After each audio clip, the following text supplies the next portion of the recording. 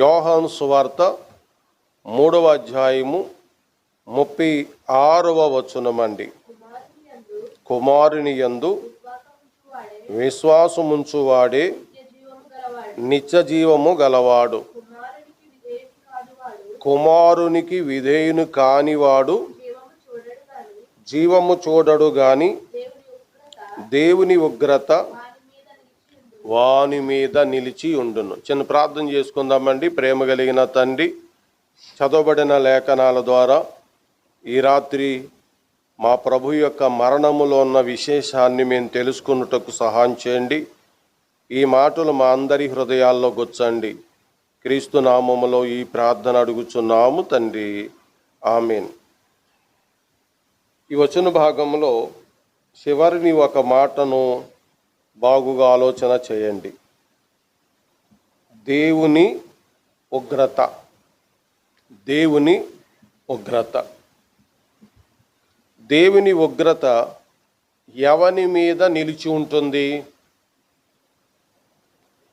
విధేయుడైన వాని మీద ఉంటుందా? అవిధేయుని మీద ఉంటుందా?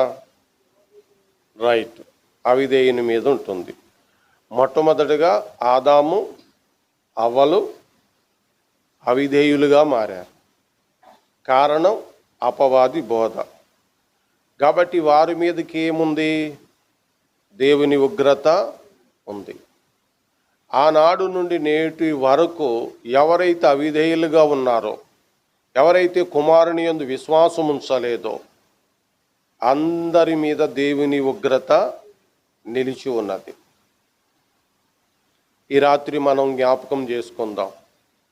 దేవుని ఉగ్రతను తొలగించుటకు ప్రభు భూమి మీదకి దిగి వచ్చినారు.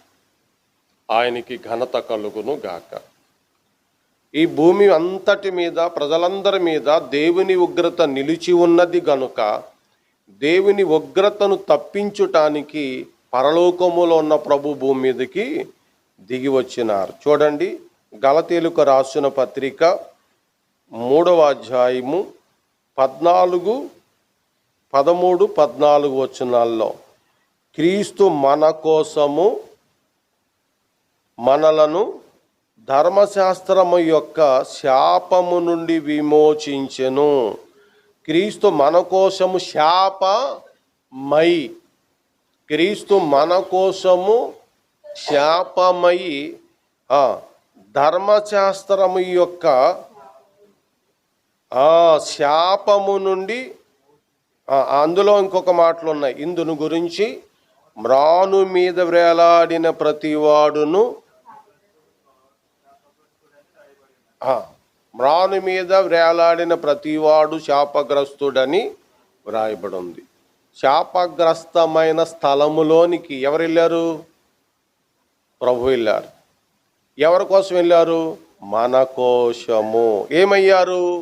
పరిశుద్ధుడు, నిర్దోషి, నిష్కల్మషుడు, పాపులలో చేరక గొప్ప ప్రధాన యాజకుడైన యేసు ప్రభు శాపములోనికి వెళ్ళినారు. ఎందుకు వెళ్ళినారు? మనమందరం అవిధేయులుగా ఉన్నాము. దేవుని ఉగ్రత మన మీద ఉంది కానీ దేవుని ఆశీర్వాదము మన మీద లేదు. అందుకు ఆ ఉగ్రతను తప్పించుటకై మన కోసం ఆయన శాపముగా నిలిచినారు. రోమాపత్రికలోనే 3వ అధ్యాయము 25వ వచనం, పూర్వము చేయబడిన పాపములను దేవుడు తన ఓర్మి వలన ఉపేక్షించునందున అన్నారు. పూర్వము చేయబడిన పాపాలు దేవుడే, రోమాపత్రిక 3:25 అండి. పూర్వము చేయబడిన పాపాలు దేవుడే తన ఓర్పు చేత ఏం చేశాడండి? ఉపేక్షించినాడు. కాబట్టి ఆయన తన నీతిని కనపరచవలనని క్రీస్తు యేసు రక్తమునందలి, చూసారండి, ఆయన మ్రాను మీద వేలాడినప్పుడు శ్రేష్టమైన రక్తము కార్చబడింది. కాబట్టి మనమందరం కూడా ప్రభువు ఓర్మిని జ్ఞాపకం చేసుకొని ఆ రక్తధారల యందు విశ్వాసం ఉంచాలని ఆలోచించండి. పూర్వము చేయబడిన పాపములను దేవుడు తన ఓర్పు వలన ఉపేక్షించెను. ఈ మాట ఆలోచిస్తే శిలువ యాత్ర జ్ఞాపకం చేసుకోవాలి. శిలువ యాత్ర ఎంత ఓర్మి ఉంది, ఎంత ఓపుకుంది. నీకు నాకు బండి యాక్సిడెంట్ జరుగుతుందని తెలిస్తే బండి ఎక్కం, కానీ ఆయన నన్ను పట్టుకుంటారని తెలుసు, నన్ను కొరడాలతో కొడతారని ఆయనకి తెలుసు కదండి. ఆయనకి తెలుసు. ప్రవక్తలు ఎందరో ముందుగానే ప్రవచించి ఉంచినారు. కాబట్టి అన్నిటిని ఆయన ఏం చేసినారు? ఓర్పుగా సహించినారు. ఈ విషయంలో మన ఊహకు అందనంత ఓర్పు ఉంది ఆయనలో. మనం ధ్యానించినా సరిపోం. వాస్తవానికి ప్రతి రాత్రి శిలువను గురించి చెప్పాలంటే నన్ను చెప్తాను, వినాలని మీకు ఆశ ఉంటే. ఎందుకనగా ఆయన పునరుద్ధానములంత శక్తి ఉంది, ఆయన మరణములంత ప్రభావం ఉంది, ఆయన రక్తములంత ప్రభావం ఉంది. కాబట్టి ఆయన మన కొరకు ఓర్చుకున్నారు. ముళ్ళ కిరీటమును ఓర్చుకున్నారు, పిడిగుద్దులను ఓర్చుకున్నారు, చెంపదెబ్బలను, గెడ్రపు ఎంట్రుకలను పీకినను ఓర్చుకున్నారు. అసలు ఎవరైనా అలా ఓర్చుకోగలుగుతారా? ఓర్మి వలన మన పాపములను ఉపేక్షించటానికై ఆ రక్తధారల యందు మనకి విశ్వాసం ద్వారా దేవుని యొక్క కరుణ, చివరి మాట చదవండి, దేవుని యొక్క ఆయనను కరుణాధారముగా. రైట్, కరుణాధారం అంటే ఎంత ప్రేమో అది. ఒక్క క్షణం కాదు, ఒక్క నిమిషం కాదు, ఒక రోజు కాదు, కరుణ దారముగా. ఈ రోజును కూడా మనలను కరుణతోనే ఆయన కాపాడుతున్నాడు.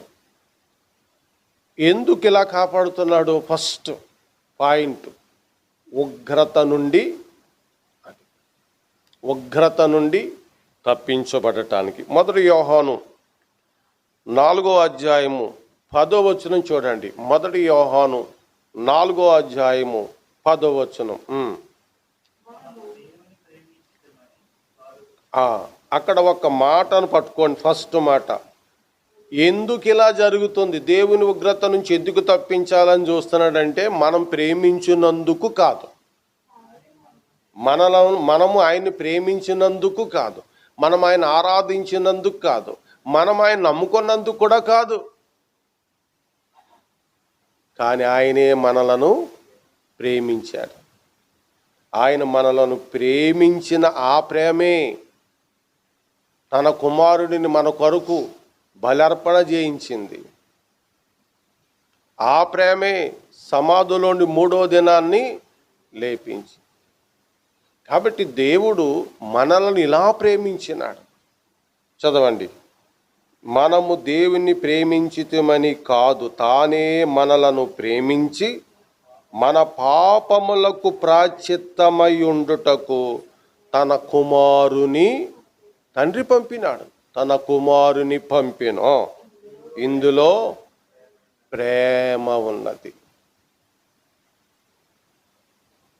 వాస్తవానికి ఆయన ఉగ్రతను తప్పించుటకు ప్రజెంటు ప్రేమగా ఉంటే, ఈ ప్రేమను మానవులు అర్థం చేసుకుంటున్నారా? అర్థం చేసుకోవట్లా. అయ్యా ప్రభువుని నమ్ముకోండి అంటే మతం మారుతున్నావా అంటున్నారు. ప్రభువు నమ్ముకోండి అంటే ఈ దేశంలో దేవుని తీసుకొచ్చావా అంటున్నారు.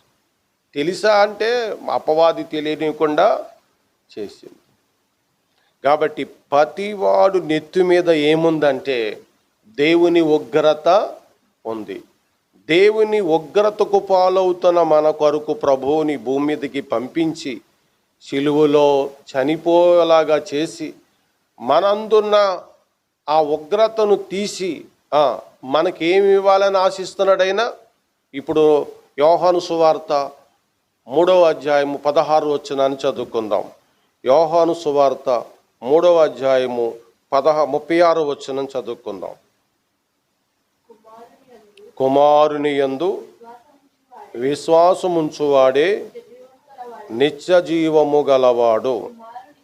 కుమారునికి విధేయుడు కానివాడు జీవము చూడడు గాని దేవుని ఉగ్రత వాని మీద నిలిచియుండును. ఈ రాత్రి మీరు గమనించండి. తండ్రి ఉద్దేశం ఏంటంటే కుమారుని యందు అందరూ నిత్య జీవము పొందుకోవాలని, నిత్య జీవము పొందుకోవాలని మనలను ప్రేమించినాడు. అయితే విధేయులైన వారు అందరూ కూడా నిత్య జీవంలోనికి వెళ్తారు. విధేయులు కాకపోతే ఉగ్రత నిలిచుంటారు. ఇక్కడ ఈ వచనాన్ని మీ మనసును పెట్టుకొని అసలు వీళ్ళెవరు ఆలోచన చేయండి. వీళ్ళెవరు ఆలోచించండి, మళ్ళీ చదువుకోండి. విధేయుని కానివాడు విధేయుని కానివాడు ఎవడు ఇతను? విశ్వాసము నిజమంటావా? ఆలోచించండి. విశ్వాసము లేనివారు కాదు, ప్రభువుని తెలుసుకున్న వారే వీళ్ళు. కానీ దేవునికి లోబడటం లేదు. గుర్తుపెట్టుకోండి. మళ్ళా చదువుతాను. కుమారుని యందు విశ్వాసముంచువాడే నిత్య జీవము గలవాడు. కుమారునికి విధేయుడు కానివాడు విశ్వాసముంచినాడు, విధేయతతో లేడు. ఎందుకు లేడు చెప్పండి? ఎందుకు లేడు అని అంటే నేను కొన్ని రిఫరెన్సులు చూపిస్తాను కానీ ముగించేద్దాం అనుకుంటున్నాను. ఎందుకు కుమారుని యందు విశ్వాసం ఉంచు కూడా విధేయుడుగా ఉండడు అంటే అతని హృదయములో కృతజ్ఞతాభావం ఉండదండి. ఏంటి? నా కొరకు నువ్వు సిలువేయబడ్డావా అన్న కృతజ్ఞత లేదు. అదే విధేయత. నా కొరకు నువ్వు దిగి వచ్చావా అన్న కృతజ్ఞత లేదు. కాబట్టి విశ్వసించిన మాట వాస్తవమే, కానీ విధేయతతో ఆయన్ని అనుసరించి లేడు. విధేయతతో ఆయన అనుసరించి ఉంటే అతని మీద ఏది ఉంటుంది? జీవమే ఉంటుంది కానీ ఉగ్రత ఉండదు. కుమారుని యందు విశ్వాసం ఉంచిన ప్రతివాడు ఏం కావాలి? విధేయుడుగా మారాల. విధేయుడుగా మారటం అంటే జ్ఞాపకం చేసు దాసుడు అంటే ఇంక మన సొంతం ఏమీ లేదు. ఇదే విధేయత. ఇలాంటి విధేయత లేనప్పుడు ఏముంటుంది చెప్పండి? ఆయన మాటకి విధేయత లేనప్పుడు ఏముంటుంది చెప్పండి?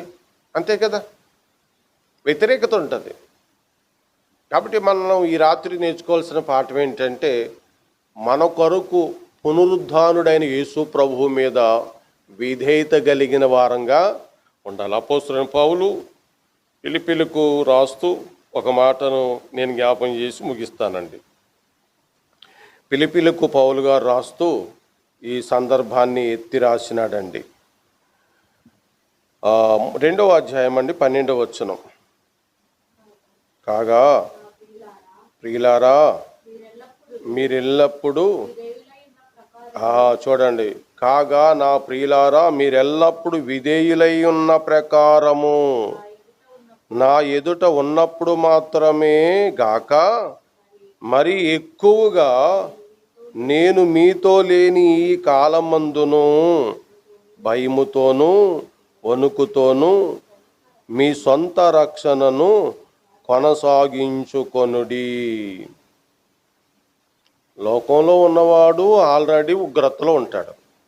లోకములో ఉన్నవాడు ఆల్రెడీ ఉగ్రతలో ఉంటాడు. ప్రభువులోనికి వచ్చినవాడు విధేయత లోపము లేకుండా ఉండకూడదు. విధేయతలో లోపం రాకూడదు. సంపూర్ణమైన విధేయతను కనపరచాలి. మొదటగా మీకు ఇద్దరిని జ్ఞాపం చేశాను. మొదటిగా ఆదామవ్వల మాటలు మీకు ఎత్తాను. మీకు రిఫరెన్స్లు తెలుసు కాబట్టి ఇంక తీసుకెళ్ళక్కర్లేదు. వాళ్ళు దేవుణ్ణి ఎరిగిన వారా ఎరగని వారా? అది గుర్తుపెట్టుకోండి. దేవుణ్ణి ఎరిగి ఉండి అపవాది బోధ విని దేవునికి అవిధేయులుగా మారారు. అందుకని వారి మీద దేవుని ఉగ్రత. ఇప్పుడు కూడా క్రైస్తవ సంఘాల్లో అవిధేయులుగా మారితే ఉగ్రత ఉన్నట్టే కదా. అందుకనే నేనున్నా నేను లేకపోయినా మీరు భయముతో వణుకుతో మీ సొంత రక్షణను విధేయులుగా ఉండి కొనసాగించుకోండి అన్నారు.